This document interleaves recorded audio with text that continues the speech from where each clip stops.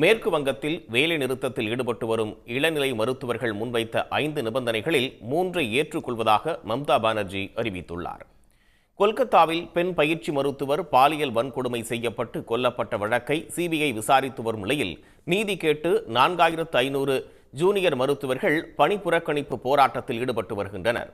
அவர்களை 2 முறை பேச்சுவார்த்தைக்கு முதலமைச்சர் மம்தா பானர்ஜி அழைத்தும் அவர்கள் பங்கேற்கவில்லை. 3வது முறையாக முதலமைச்சர் மம்தா பானர்ஜி அழைப்பு விடுத்ததை ஏற்று 35 மருத்துவர்கள் பேச்சுவார்த்தையில் பங்கேற்றனர்.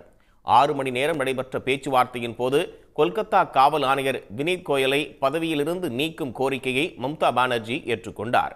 இன்று மாலை 4 மணிக்கு புதிய காவல் ஆணையர் நியமிக்கப்படுவார் என்றும் அவர் உறுதியளித்தார். மருத்துவ கல்வி இயக்குனர் கௌஸ்டவ் நாயக், சுகாதார சேவை இயக்குனர் தேபசிஸ் ஹால்தர் ஆகியோரை நீக்க வேண்டும் என்ற நிபந்தனையையும் அவர் ஏற்றுக்கொண்டார். மருத்துவர்களுக்கு உரிய பாதுகாப்பு அளிக்கப்படும் என்று கூறிய மம்தா, போராட்டம் நடத்தும் மருத்துவர்கள் மீது எந்த சட்ட நடவடிக்கையும் எடுக்கப்பட மாட்டாது என்றும் உறுதியளித்தார். 5 நிபந்தனைகளில் 3ஐ தாம் ஏற்றுக்கொண்டதால் உடனே மருத்துவர்கள் பணிக்கு திரும்ப வேண்டும் என்றும் அவர் அழைப்பு விடுத்தார். गुस्सा निपटाने के लिए हमने कोशिश किया। हेल्थ डिपार्टमेंट, पुलिस डिपार्टमेंट में जो जस्टिस उन्होंने मांगा, हमें कोशिश किया।